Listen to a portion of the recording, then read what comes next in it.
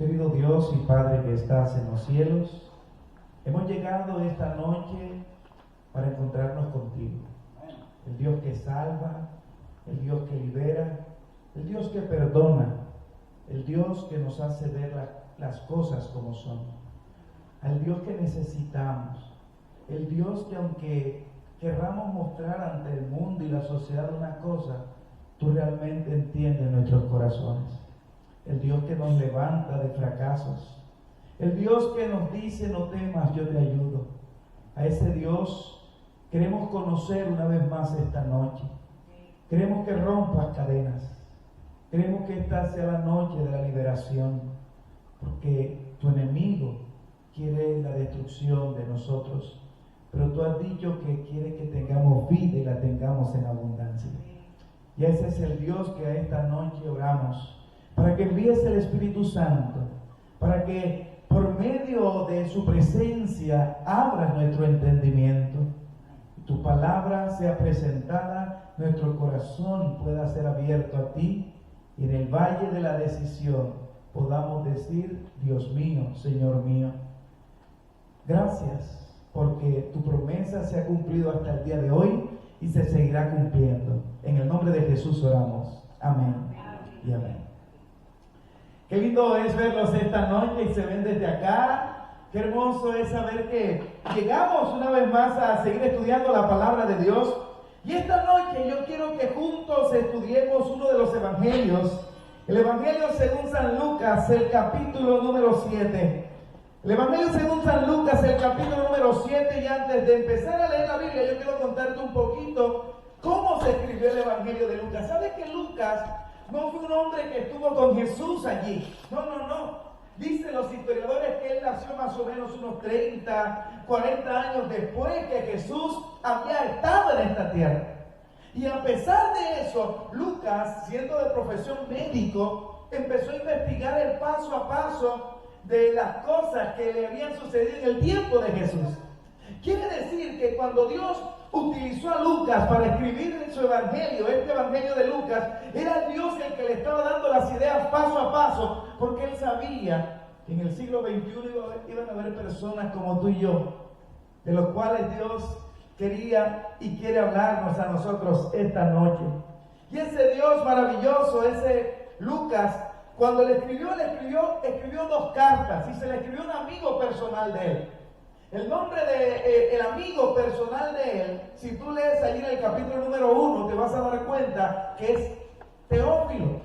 Y Teófilo parece ser que era una persona interesada en el Evangelio, parece ser que era una persona interesada en conocer acerca de Jesús, pareciera ser que era una persona interesada en conocer la salvación. Porque, ¿saben? Siempre hay alguien que tiene el deseo de conocer a Dios sinceramente. Y Dios espera que tú y yo cumplamos una tarea especial para enseñarle acerca de Jesús. Lucas escribió 2 evangelios. Uno de ellos fue conocido como el Evangelio según San Lucas. El segundo se encuentra allí después de Juan, y es el libro de Hechos de los Apóstoles. Te vas a dar cuenta en ese mismo capítulo número 1 que él escribe a su amigo Teófilo, y en los versículos principales, iniciales, les dice: oh, mi amigo Teófilo, como te escribí la primera carta, ahora aquí este es el complemento. Lucas, cuando se lo escribió, él trató de escribirlo lo más cronológicamente posible. ¿Cómo así lo más cronológico? Él escuchó esta historia y esto sucedió primero que acá y esto sucedió después. Y él empezó a escribir las historias, el paso a paso. Y aunque no sucedieron de manera cronológica, él trató de acomodarlo de la mejor manera.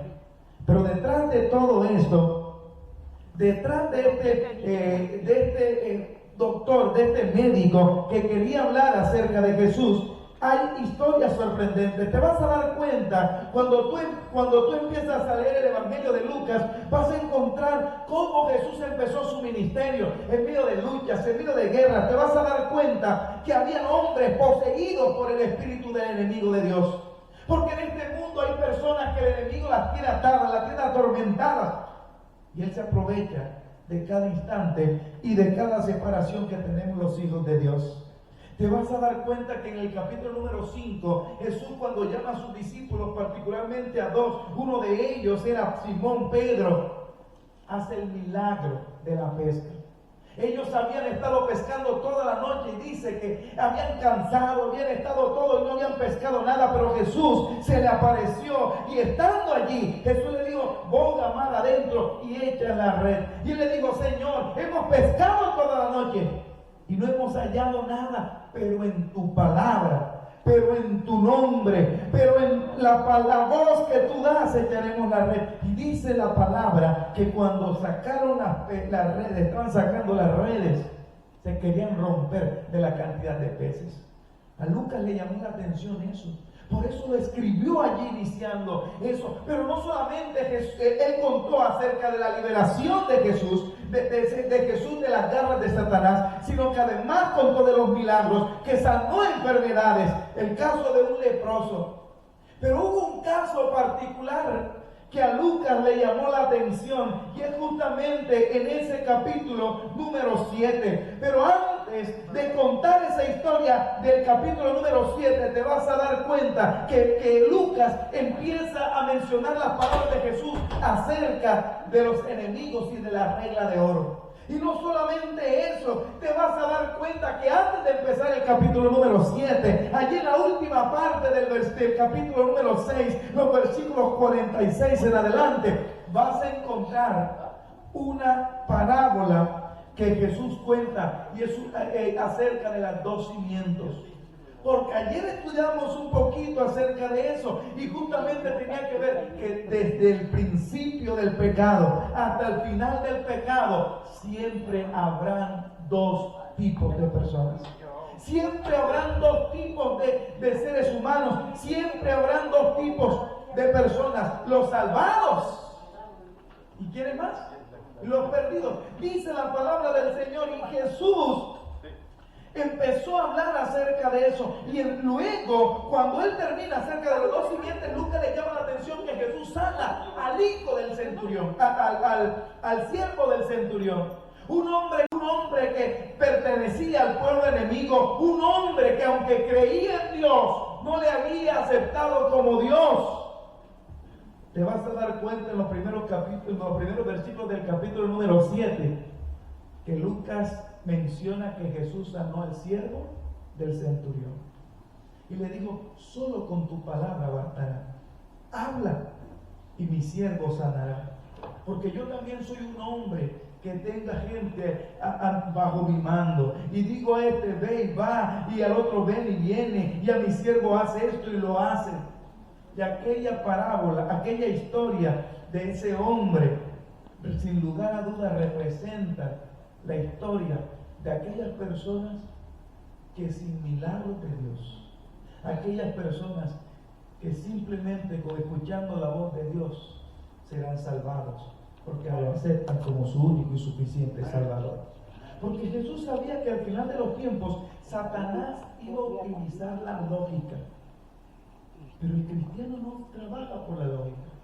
¿Cómo tú puedes entender que 80%, hablo de 80% aquellas personas que dan 10 de diezmo y 10 de ofrenda? Me he encontrado con esas personas. Fui pastor de personas de ese tipo, que daban 10 del diezmo y 10 de ofrenda. Y no, ¿cómo tú vas a explicar que el 80%, el 85% para aquellas que dan el 10 de 10 en su diezmo y el 5% de ofrenda? ¿Cómo tú vas a explicar que el 80 o el 85% alcanza más que el 100%? Eso no tiene lógica. Eso no tiene lógica.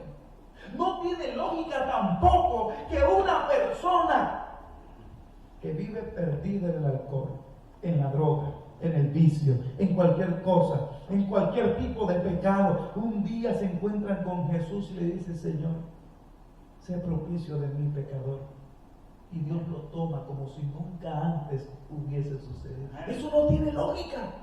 No tiene lógica que nosotros, sin estar preparados, sin sentirnos seguros, por el simple hecho de decirle a Dios, Señor, aquí está mi vida, aquí estoy yo. Yo no tengo nada, solo mi corazón para ofrecerlo. Y Dios toma eso como el mayor de los regalos. Toma eso como la mejor virtud.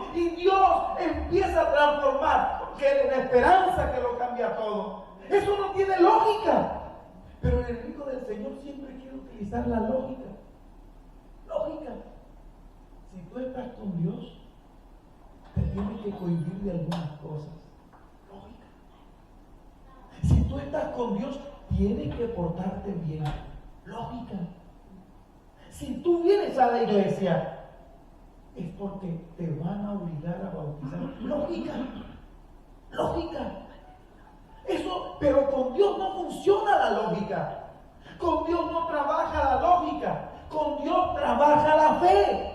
Con Dios empieza a trabajar aquel corazón que aunque se siente mal, aunque se siente poquito, aunque se siente insignificante, hoy Dios lo toma y le dice: yo soy capaz de hacer contigo cosas grandes y maravillosas que tú aún no conoces. Y eso lo entendió una joven. Me dijo: pastor, ¿sabes? Yo estaba en la iglesia. Y estando en la iglesia, un muchacho que no era de la iglesia me empezó a enamorar. Y empezó a enamorar. Y la primera lógica que se me vino cuando se me acercaron los hermanos de iglesia a aconsejarme. Porque allá en nuestros países latinos, allá las iglesias son un poco más que, sí, vamos a decirlo igual, aconsejamos.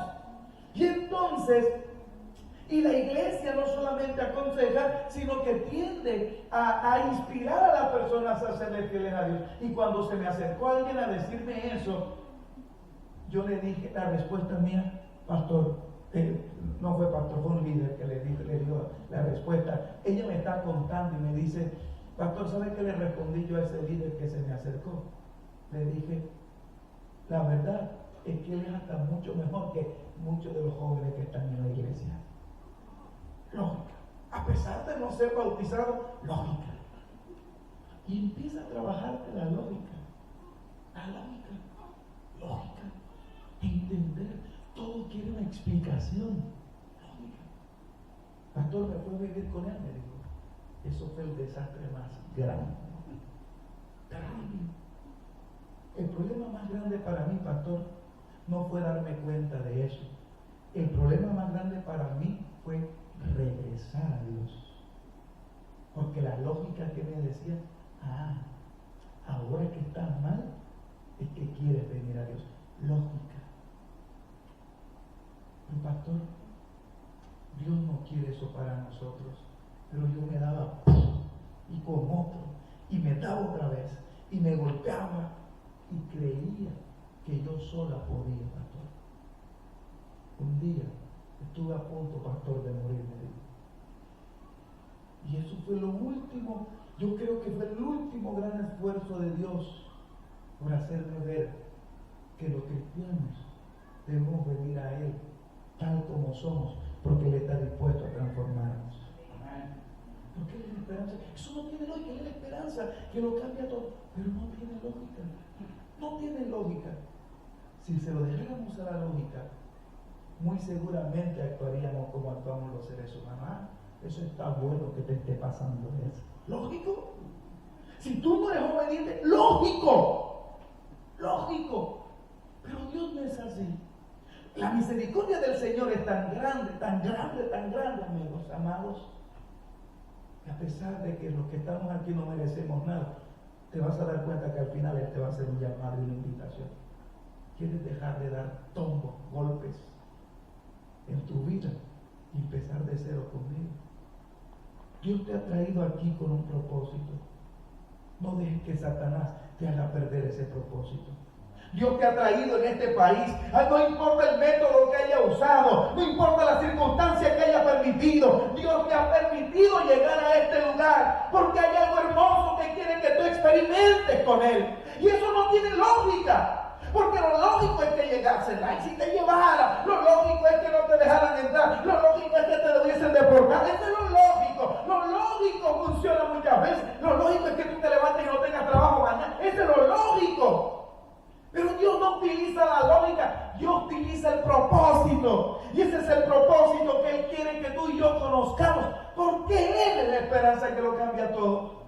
Y es justamente allí, en ese contexto, que empieza a suceder esta historia. Dice la palabra del Señor en el Evangelio según San Lucas, el capítulo número 7 y el versículo 11 en adelante. Aconteció después de todas estas cosas que le estuve contando, después de estas cosas que él hizo, el milagro, la restauración, los dos simientes, después de recordarle a la humanidad que él está por encima de la lógica y que Él tiene un propósito con tu vida, con nuestra vida, después de hacerle ver al ser humano estas cosas, dice que Él iba a la ciudad que se llama Naín.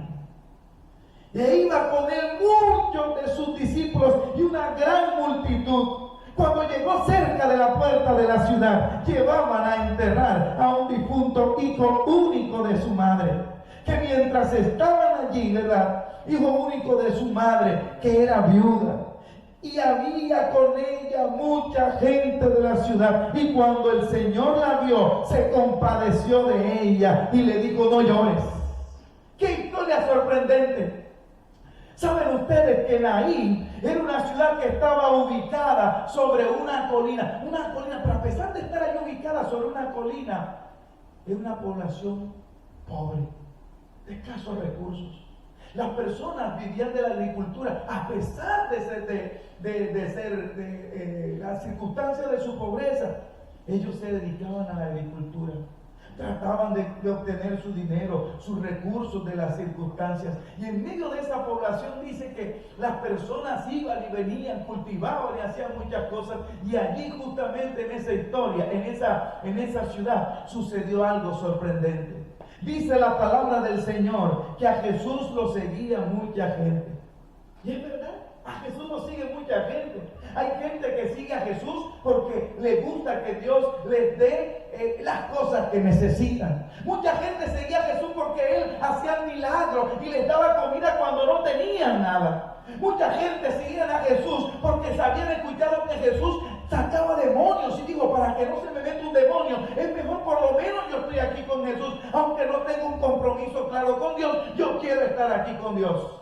Mucha gente seguía a Jesús porque seguir a Jesús a veces daba influencia.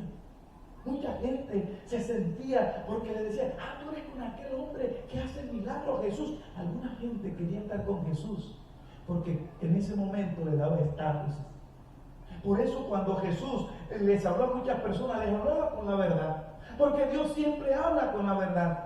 Un día Jesús lo seguía una gran multitud y Él se volvió y les dijo: el que quiere venir en pos de mí, niéguese a sí mismo, tome su cruz cada día y sígame. Porque Jesús siempre habla con la verdad. Pero a pesar de eso, Jesús nunca les dijo: no me sigan aquellos que no son buenos, no me sigan aquellos. Jesús nunca fue esa persona que le dijo a Judas: mira, tú eres una persona que me vas a traicionar, así que tú a mí no me sigas. No, ¿saben por qué? Porque cada día, cada milagro, cada palabra, cada mensaje, cada oportunidad que el Señor le daba al ser humano, era un llamado. Cada cosa que Jesús hacía y que Judas lo veía, era un llamado particular.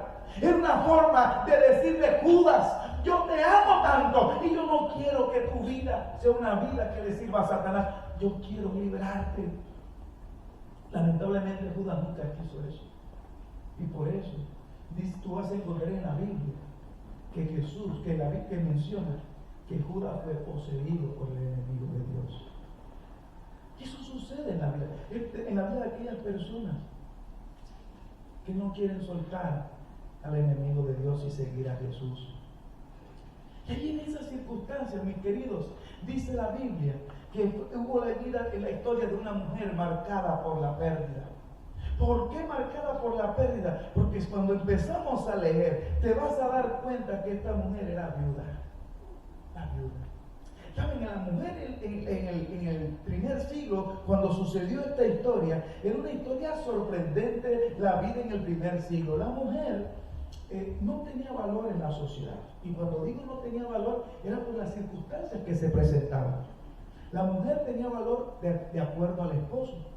Si no estaba casada, entonces en primer lugar su padre. Su padre respondía por ella, su padre hacía negocios por ella no tenía ni derecho a herencia porque era mujer.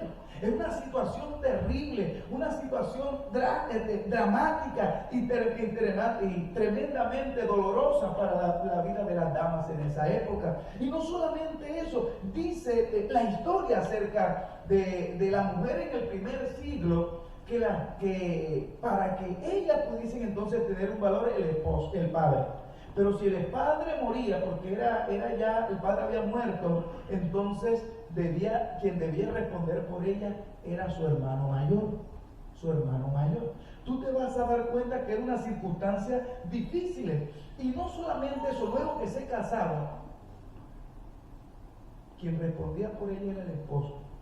Ella no podía hablarle a otro hombre, no lo podía hacer. No lo podía hacer, y no lo podía hacer porque era prohibido. Si una mujer quería, eso no se podía, pero poniéndole un ejemplo que se pudiese, si una mujer quería hablarle a un hombre, ella tenía que acercarse al esposo y decirle: mijo, necesito decirle algo al hermano Simón. Entonces el esposo iba donde el hermano Simón le decía: mira, mi esposa quiere decirte algo. Y el hermano Simón le decía si podía o no podía, pero sí podía. Entonces ahora ella, para hablarle, no miraba al hermano Simón, no podía, porque la mujer no tenía valor. Si quería hablarle algo al hermano Simón, entonces ella se dirigía a su esposo, aunque le estuviese hablando al hermano Simón. No, ahora la vida de estas mujeres iba a depender de la economía de su familia, particularmente del esposo. Pero esta mujer tenía un problema. No es una historia triste, porque aquí dice la historia y decía la ley que si una mujer era viuda o quedaba viuda, quien iba a responder por ella era su hijo varón. Debía ser un hijo varón.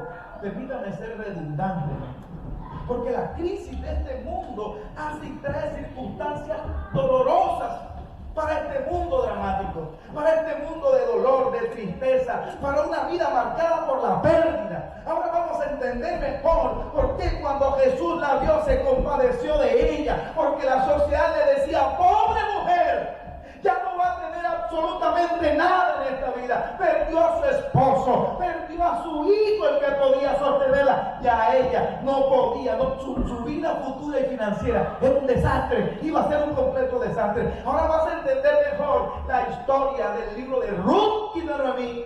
Cuando Noemí le dijo a Ruth: mija, ya yo no tengo hombre que responda por mí. Ya lo que me queda a mí es comer lo que me queda y dejarme morir por esta vida. Y ahora vas a entender mejor cómo Orfa, la nuera de Noemí, le dijo: está bien, yo prefiero regresar a mi padre porque allá voy a tener que comer. Ahora vas a comprender mejor por qué Ruth le dijo: no importa si tú vas a morir, tu pueblo será mi pueblo, tu Dios será mi Dios, lo que tú crees, lo que tú vives va a ser la vida mía, porque eso representa todo aquello que Jesús es capaz de hacer por los seres humanos. Aunque tú y yo no tengamos derecho a nada, Jesús está dispuesto y estuvo dispuesto a dar todo para que tú y yo pudiésemos tener la esperanza de la vida eterna. Ahora tú vas a entender mejor por qué el enemigo de Dios no está interesado en que tú aceptes a Jesús como Salvador. Ahora tú vas a entender mejor por qué el enemigo del Señor quiere convencerte que estando sin Dios tienes libertad de hacer muchas cosas. Ahora tú vas a comprender mejor por qué el enemigo del Señor quiere que tú y yo nos mantengamos en nuestras convicciones equivocadas. Esta mujer no podía hacer nada. La muerte la había alcanzado. Qué triste es la muerte, amigos. Qué triste es la muerte. ¿Saben qué? Los seres humanos nos aferramos tanto a la vida que no importa las circunstancias que pasemos, nadie se quiere morir. Nadie. Bueno, alguno que otro por ahí que le falta, ¿verdad? Pero la mayoría de nosotros nos aferramos a la vida. La mayoría puede tener la peor crisis, la peor enfermedad, que se agarra uno de la vida. Se agarra uno de la vida. Cuando llegó la muerte a este mundo, El ser humano siempre ha tratado de resolver el problema de la muerte a su manera. El ser humano siempre ha tratado de resolver los problemas a su manera. Cualquier sea el tipo de problemas, tratará de resolverlos a su manera. Pero tristemente, mi querido, nos damos cuenta lo que dice Juan 15:5. Separados de mí, nada podrás hacer. No puedes hacer nada. Puede que te vaya bien en tu negocio hoy, sí. Puede que te esté resultando las cosas que estás haciendo, sí. Pero al final del tiempo te vas a dar cuenta que nada de eso hace feliz al ser humano. La verdadera felicidad del ser humano es permitir que Dios sea el Señor de su vida. Esta mujer vivió la muerte. Y la muerte, a medida que ha pasado el tiempo, el ser humano ha tratado de resolver el problema de la muerte. Y entonces empezó a crear religiones. Las religiones diferentes en el mundo, ¿no? Hay todo tipo de religiones. No estoy hablando de iglesias, estoy hablando de religiones. El cristianismo es una religión, el judaísmo es una religión, el budismo es una religión, ¿verdad? El islamismo es una religión. También el hinduismo, los hindúes también, eso es una religión. Y cada una de estas religiones ha tratado de resolver el problema de la muerte a su manera. Por lo menos, si dice la historia, vamos un poquito a la historia, el budismo o los hindúes trataron de resolver el problema creando algo que se le llamó la reencarnación. ¿Se llamó cómo? Reencarnación. ¿Qué es eso de reencarnación? Una persona no muere, simplemente cambia.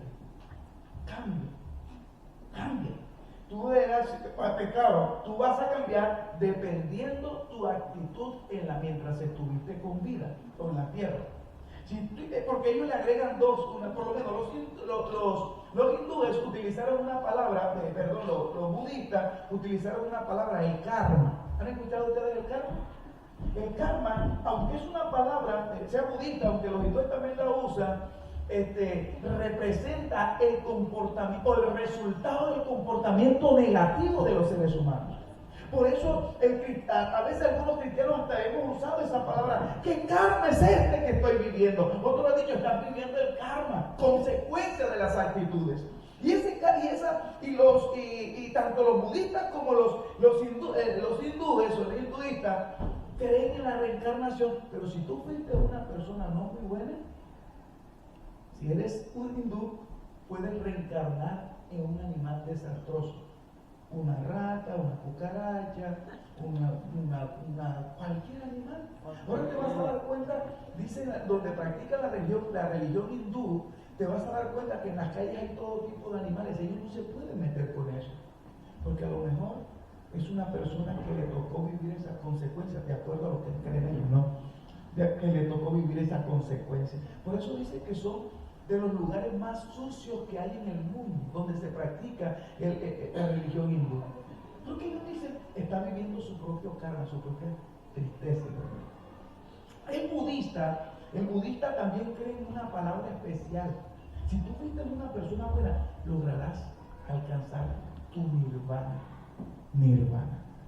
¿Qué es eso de nirvana? Un estado de completa paz, armonía, porque te portaste tan bien que después de morir, entonces tu problema de la muerte se resolvió llegando a un estado mejor o superior. Los hindúes creen en parte de eso y dicen que ese tipo de personas reencarnan en el animal sagrado de ellos, que es la vaca. Ellos son vegetarianos. En la vaca o en algunos de ellos fuertes como el elefante, que es el animal fuerte de ellos también. Pero el animal sagrado de ellos es la vaca. Es interesante cómo ellos trataron de resolver el problema de la muerte por medio de la reencarnación. Otra religión, el caso del islamismo, le cambiaron el nombre. Al karma le pusieron infierno. Los judíos también. Fueron tan como los judíos, fueron tomados bajo los llevaron en cautiverio tantos países del mundo. Él empezó a tomar de todo, porque algunos iban perdiendo su creencia, iban absorbiendo de la religión griega, de los griegos. Y entonces tanto los judíos creían en el infierno como el lugar de destrucción. Y no solamente eso, sino que el islamista, los del Islam, creen entonces que si una persona fue mala, va a ir al infierno. Pero si una persona defiende a Allah y Mahoma a su profeta y defiende todo y fue buena, entonces va a ir a un lugar que le llamaron ellos el paraíso. El paraíso. Y de esta manera ellos trataron de resolver el problema de la muerte. Sí, pero si tú eres una persona buena, entonces vas al paraíso. Pero si tú no fuiste una persona buena, entonces vas al infierno. Luego apareció el cristianismo. Y el cristianismo no fue ajeno a eso. El cristianismo dijo, oye, está bonito el paraíso. El paraíso vamos a tomarlo. Y también nos gusta el infierno, pero vamos a tomarlo también. Pero ahora el cristianismo le agregó un tercer lugar. Y ese lugar, si tú practicas la religión católica, a eso le llaman el purgatorio.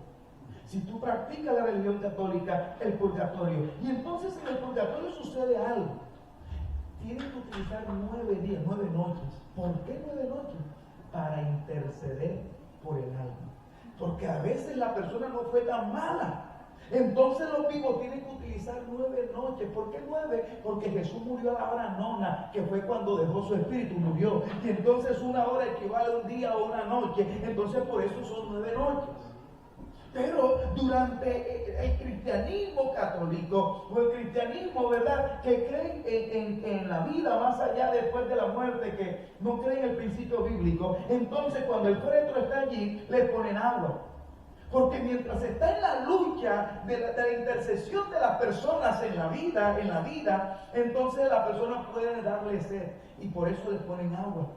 Pero como está en un lugar que los cristianos le llaman el limbo, los católicos le llaman el purgatorio, es oscuro, porque es un intermedio.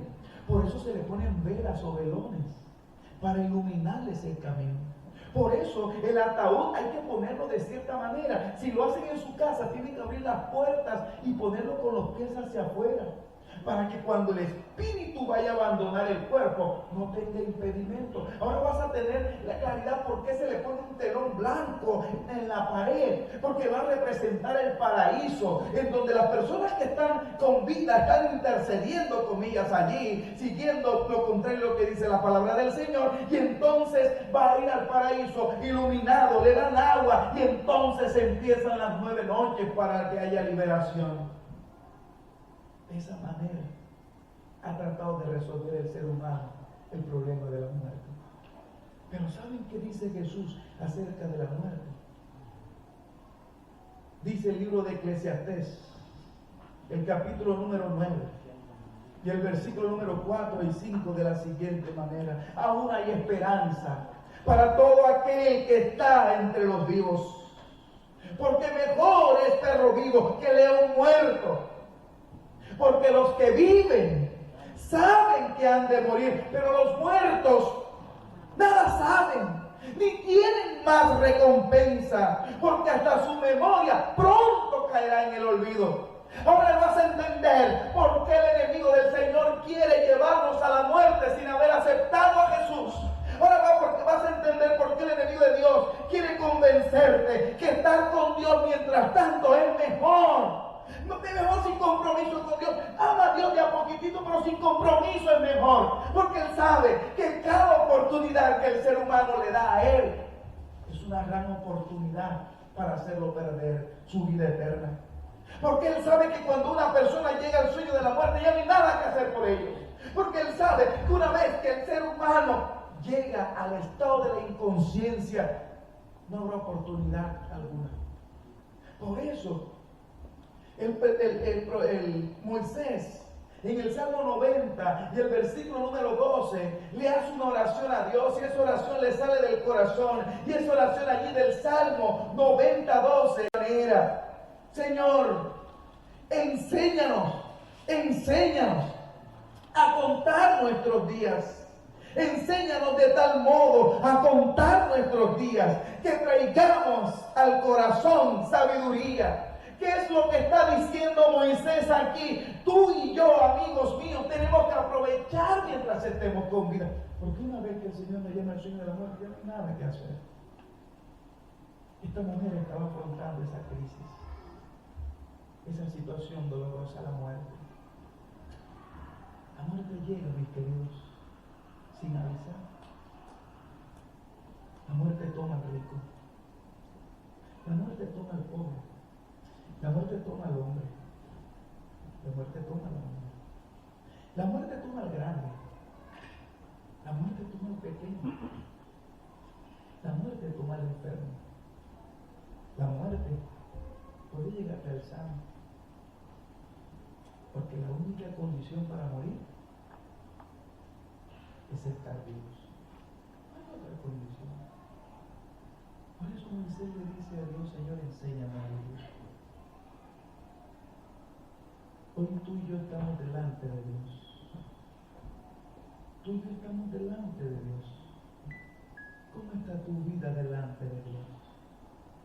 ¿Vale la pena seguirla sin Dios? ¿Vale la pena seguir desperdiciando tu vida siguiendo tus propios caminos?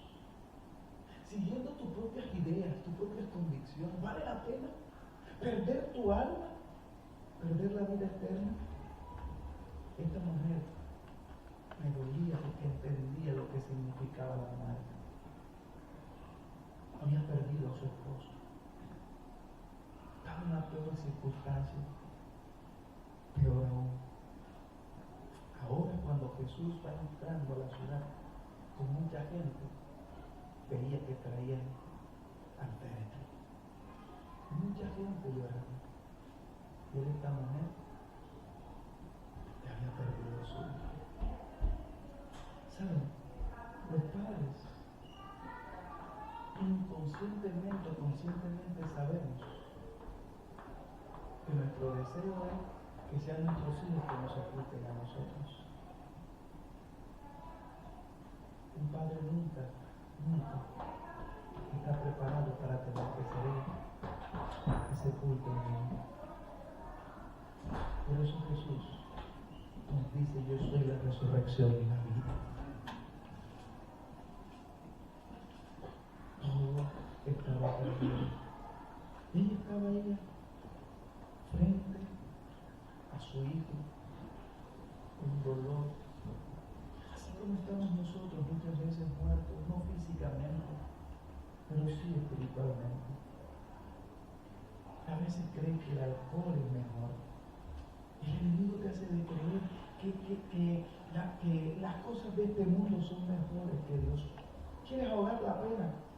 Tómate esta cerveza, tómate esto. ¿Quieres olvidarte? Mira esto. ¿Tú quieres que te dejó tu esposa? Toma esto. Tú también vales. Eres joven, ahora es que tienes que vivir.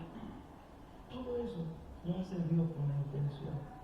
Lo hace el enemigo de Dios con la intención de perder el alma. Pero hoy tú y yo estamos delante de Dios. Ya llegó Jesús. Y cuando Jesús llegó y le acercó, le dijo: no llores. ¿Cómo no llorar? ¿Cómo no llorar cuando tú llegaste a este país a trabajar, para ayudar a tu familia, y de un momento a otro recibes una llamada donde todos tus sueños, tus anhelos se están haciendo añicos? ¿Cómo no llorar cuando tú tienes planes? Cuando tú le entregaste tu vida a un hombre o a una mujer, si el caso en caso de una mujer a un hombre, en el caso de un hombre a una mujer, le entregó su vida para hacer un hogar y empezar y ser feliz, y de un momento a otro te desilusiona, te destruye todo. ¿Cómo no llorar cuando todas tus esperanzas están puestas en un negocio, en algo, y las cosas van de mal en peor? ¿Cómo no llorar cuando lo que sucede en tu vida no tiene sentido? Pero ahí llegó Jesús y le dijo: no llores, porque yo soy el que es capaz de resucitar todo aquello que Satanás ha dañado y destruido. Yo soy el único capaz de cambiarlo todo. Yo soy el único que he venido para darte vida y la tengas en abundancia. Le dijo: no llores. Y ella estaba allí, dolida, desesperada. Pero Jesús llegó para decirte: yo soy la resurrección y la vida. Yo no conozco tu vida, no conozco tu historia, pero Dios sí conoce tu historia. Dios sí sabe lo que hay en tu corazón. Dios sí tiene planes y sueños contigo. Y es por eso que Él dice: clama a mí y yo te responderé. Y te enseñaré cosas grandes, grandes, verdaderamente grandes, que tú no conoces. Y cuando estaba allí, esa mujer lloraba, sufriendo, que tú le digo: no llores.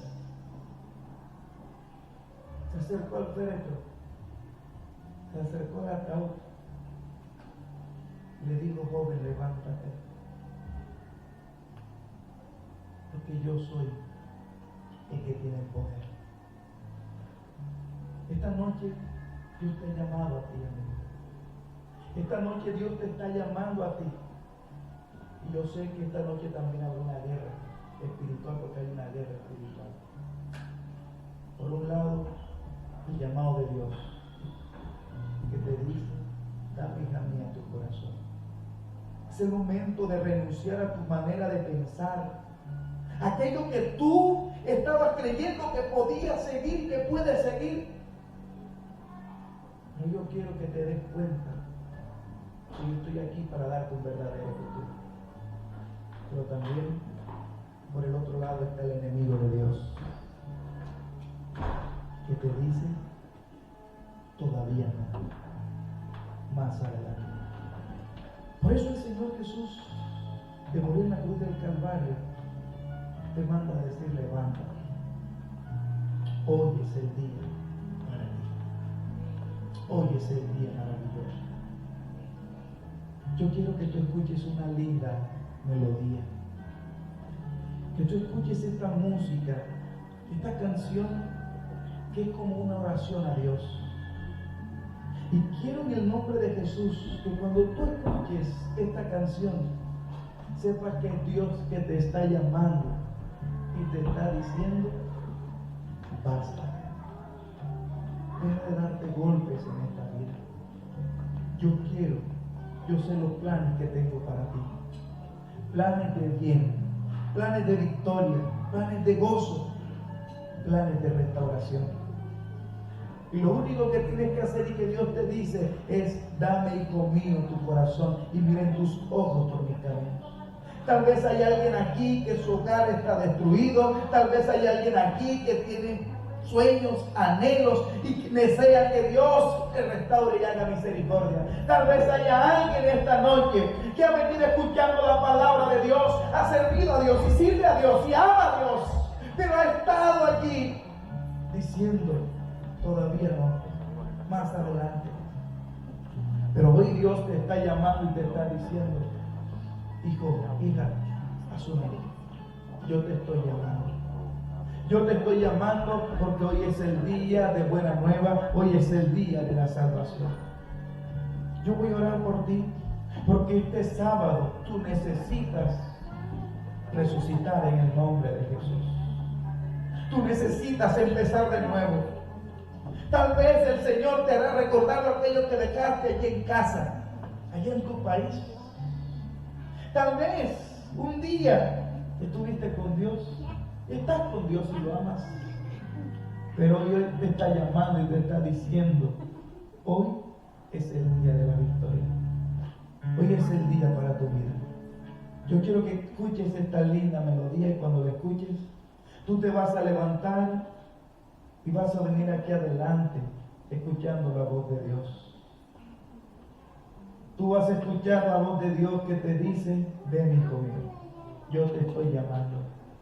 Hoy es el día maravilloso, hoy es el día de salvación. Vamos a escuchar esta linda melodía.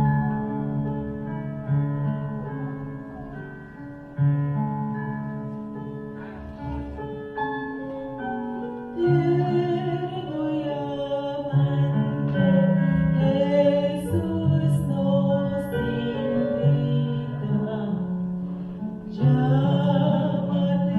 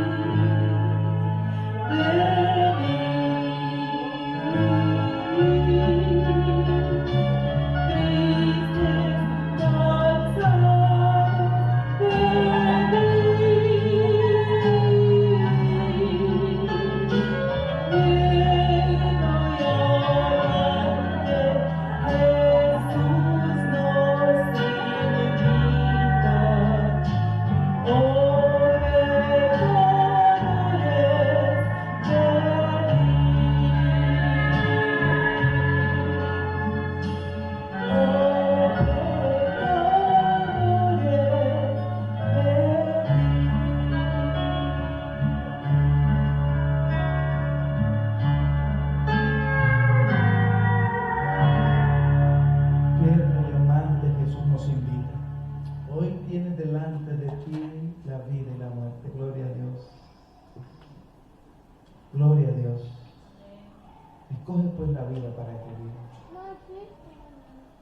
¿Hay alguien más que un día sirvió a Dios, se apartó y sabe Dios que necesita volver a empezar de nuevo con Él? Dios te está llamando. Dios te dice: dame, hijo mío, tu corazón. ¿Quién es esa persona que Dios le está hablando a su corazón?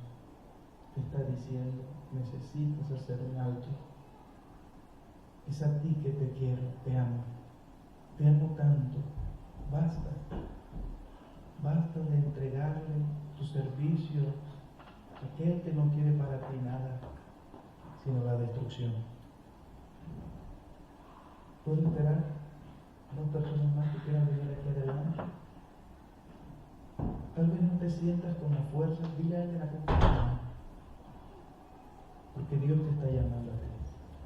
A ti te digo, en el nombre de Jesús, levántate. Tu vida, tus anhelos, tus sueños, en el nombre de Jesús, serán buenos y misericordiosos. ¿Puedo esperar a dos personas más? ¿Hay alguien más? ¿Quieres venir? ¿Quieres venir? ¿Quieres venir? ¿Dónde estás tú que faltas? En el nombre de Jesús, gloria a Dios. ¿Eras tú entonces? La iglesia dice amén. ¿Habrá alguien más esta noche aquí que, escuchando la voz de Dios, quiere decirle: Señor Jesús, soy yo esa persona que estaba huyendo, me retorcí allí porque no quería, pero hoy he entendido que eres tú? ¿Quieres que oremos por ti? ¿Quieres rezar por el Señor? Deja que el Espíritu Santo te traiga la voz atrayente, dulce del Espíritu. Yo he venido para que tengan vida y la tengan en abundancia. ¿Vas a ir a casa triste? ¿Te vas a ir a casa triste? ¿Oramos? Querido Dios, esta noche hemos llegado aquí porque hemos entendido que tú eres la resurrección y la vida. Estas personas bellas que están aquí han entendido que delante de ti estamos. Y tú has dicho: tienes delante de ti la vida y la muerte. Escoge pues la vida para que vivas tú y toda tu descendencia. Estamos aquí también, Señor, porque estamos cansados. Yo no conozco la vida de ellos, pero tú sí conoces los golpes que han recibido, lo que han tenido que dejar en sus países para llegar a este lugar, porque necesitaban encontrarse contigo. Tal vez algunos de ellos se han golpeado en esta vida, les han defraudado. Tal vez alguno de los que está aquí, Señor, tiene sueños, anhelos, el deseo que todo le vaya bien. Por eso, Señor, tú has dicho que el que está contigo, cosas maravillosas verá. Tal vez allí en sus lugares quedó alguien, 1, 2, 3, no sé cuántos quedaron, que necesitamos también el poder y la gracia transformadora tuya. Háblanos, Señor. Y que en el momento en que ellos se haga realidad esta decisión de tu llamado y de empezar de nuevo con Cristo Jesús a través de la nueva vida, puedan salir victoriosos contigo, Señor, venciendo y para vencer, porque tú has dicho, Señor, que somos sepultados por medio de la muerte a través del bautismo y resucitamos a vida nueva. Y cuando ellos salgan del agua, Señor, todo lo que Satanás ha destruido, toda aquella cadena que los tenían atormentados, en el nombre del Señor Jesús serán rotas. Aquel que tenía la lucha con el alcohol, en el nombre de Jesús vencerá. Y aquellos que tenían su hogar destruido, sus planes, su vida preocupados, en tu nombre tendrán respuesta. Porque tú has dicho en tu palabra y tú eres fiel. Y tu palabra y tus promesas son verdaderas. y creemos en ellas. Señor Jesús, nos ponemos en tus manos y que la gracia de nuestro Señor Jesucristo, el amor de Dios y la comunión del Espíritu Santo sean con ellos. En el nombre de Jesús, nuestro Salvador. Amén. Y amén. Dios les bendiga. Bendiciones en el nombre de Jesús. Vamos a cantar el coro.